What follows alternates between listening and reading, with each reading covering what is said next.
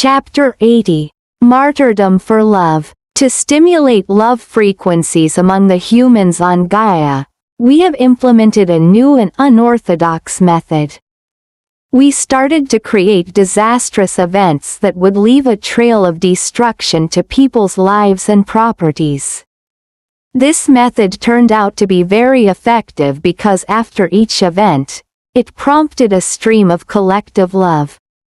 The more severe the events, especially those that cause extensive and prolonged damage, the more they produce unexpected and continuous flows of love frequencies. Sometimes the outflow of love went on for several days, or for weeks, or even for a whole month, Ruthorn said. But this seems unfair, especially for those who have to face the hardships and sufferings inflicted by these disasters, I replied. Well, if you apply the same rules that you have used before, this surely isn't fair, but if you see things from the perspective of the universe, you will understand that every soul that suffered from those disasters did that voluntarily. When we asked for volunteer souls to participate in these catastrophes, all of them offered themselves so eagerly that they were competing with each other. Why did they do that? I asked, perplexed. Because every soul that volunteers will earn the right to be reborn in the age of the new energy, without having to face the approaching apocalypse.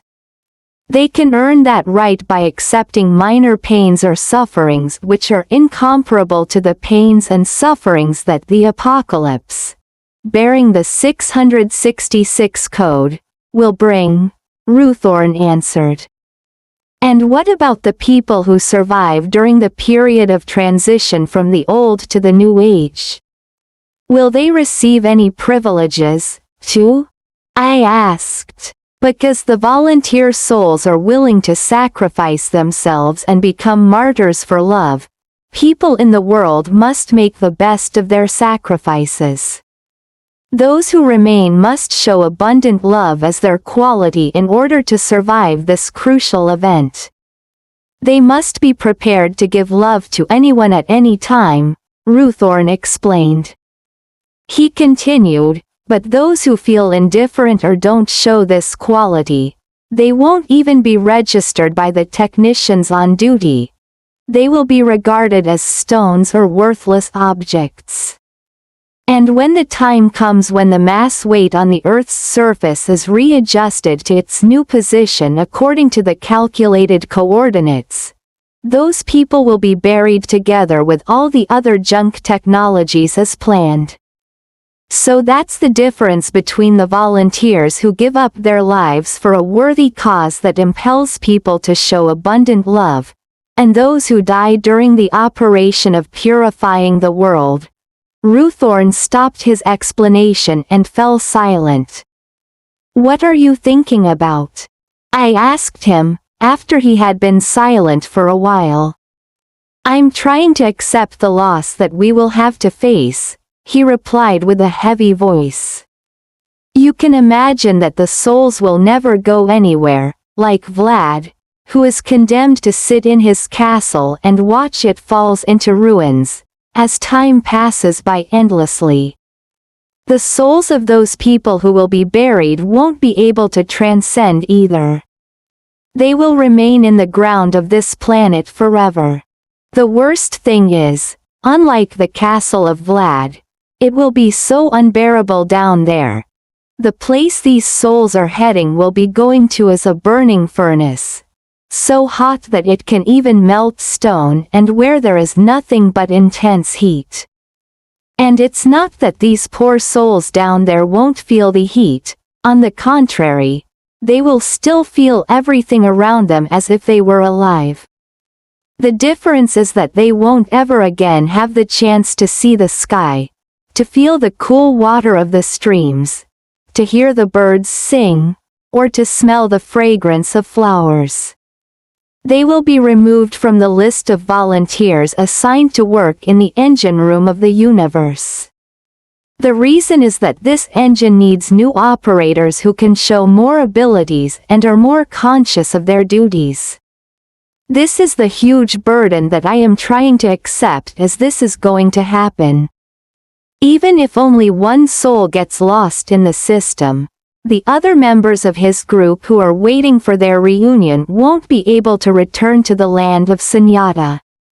Even when they are in heaven where they find happiness and live an eternal life, deep in their heart they will still have the yearning to return and reunite with the Source, which is their ultimate goal, Ruthorn said. And those who will be buried won't ever have the chance to come back? I asked him.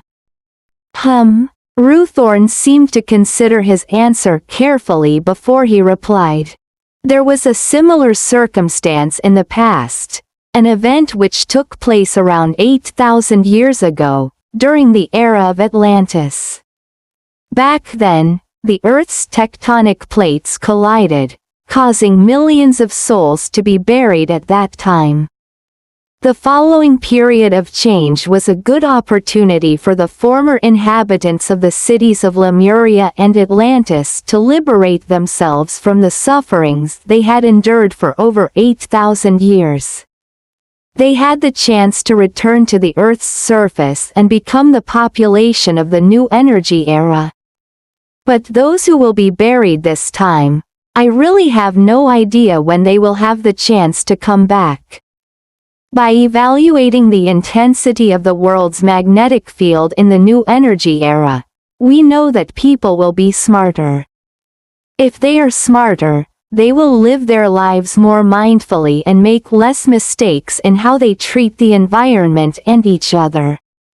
Then it won't be necessary to create another catastrophe to manipulate the Earth's plates, so the possibility of that happening is much smaller.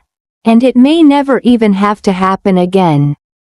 Thus, the chance we are talking about will be very rare, or maybe not likely at all, Ruthorn said. I feel sorry for the fact that at the moment no one is aware of the sufferings they will face after being buried deep in this underworld of fire. I wish that at least one of the buried souls of Atlantis would come back now to share with your people its experience of life in the underworld and talk about what it feels like to go through these sufferings for 8,000 years. It's a pity that no soul is allowed to rise before its time. I guess that all souls would agree that no one should ever be buried, not even for a second. What I'm doing at the moment is to delay the event for as long as possible, because if I let this happen now, we estimate that 90% of the world's entire population would be buried. And this would be the greatest spiritual loss since the beginning of the world. Ruthorn paused before adding. And now I am waiting for a person who can help us minimize this loss. So, who could that person be? I asked curiously, as this would have to be a very special person indeed. He's a great man, the one who will announce the universal commandment as a guideline on how to live in the era of the new magnetic field. He will guide everyone who listens to him through the period of the great purification of the world. He will be the spiritual leader in the era of new energy in the future, and when that time comes, he won't be alone, Ruthorn said ominously. Sorry, Master Ruthorn, I have to confess that I don't understand the last part, I admitted. I mean, whenever someone agrees with him and embraces the universal commandment, that person will automatically become one with him, he answered. I see. And when will that great man arrive? You'll see when he arrives, if he comes at all. Now I was puzzled. Why does everyone in this world always speak in such an ambiguous way? You were only joking, weren't you? I asked. Not at all. I told you what you need to know, and I never make jokes. All of us here don't like to ridicule or make fun of others when we talk, he said with a serious expression. But what did you mean when you said, if he comes at all? I insisted. I literally meant what I said, as he hasn't yet decided if he will come or not. What? I said, visibly struggling with the answer he gave me. But why hasn't he decided yet? I thought that there's a divine plan for everything in Tuangra. Yes, that's right, everything is in the plan. But every plan can change. Otherwise there would never be any change, Ruthorn replied. There you go again, speaking in riddles. I'd better stop asking you questions, I said, slightly annoyed. Trust me, said Ruthorn, you will surely see him, that's already in the plan, he concluded. But at the moment, your duty is to show the quality that every being on Tuangra is expected to demonstrate. Remember the advice on breathing deep and long all the time? Ruthorn reminded me of the lesson. Yes, but sometimes I still forget to do that, I admitted. Don't worry, Ruthorn assured me, don't force yourself as that wouldn't be natural. Please do it with intention. Think of it as the most important thing in your life when you do it. When it has become part of your normal behavior, you will always remember that. What you have to do is to remind yourself every day that this breathing technique is important, and that this is what you really want. That's the goal of this process. Your body already performs various automated processes, such as your heartbeat and breathing while you sleep.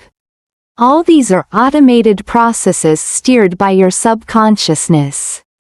Many psychotherapists use this process to adjust the code of the subconscious to treat their patients. So, it's easy and natural when you summon your subconscious to work together with you. Have you ever asked yourself why your heart beats so strongly and your breathing becomes faster whenever you feel fearful or excited? Ruthorn asked. Well, I think that's only normal. Yes, that is normal, but my question is, have you ever asked yourself why this happens? Well, honestly, I never did, I admitted. I'm still surprised that you people from Gaia rarely ask the important questions but only pose the minor ones. You know so much about the planets, the sun, and the universe, but you know so little about your own body. The reason why you breathe faster and your heart pumps blood through your veins is that your subconscious has ordered them to do that, as your body needs more energy than usual to face these particular situations, Ruthorn explained patiently. Normally, a human body doesn't have enough energy, so it forces itself to create additional energy. This sudden boost of energy is sometimes so incredibly strong that the person may find it hard to believe himself or herself. You may have heard stories of people who, when they are scared or frightened, could miraculously leap further or higher, run faster, or lift heavier objects with amazing results. The key to this breathing. Once we have understood the process of activating energy, we will be able to create this before we actually need to use it.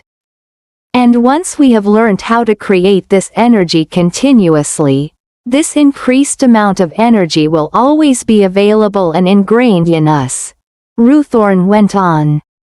You might not be aware of it, but people with special abilities, whom you often call magicians, have all gone through this process by using this specific method. You will soon discover this, if you continue practicing this method without fail. Do this as if your life depends on it, Ruthorn said sternly.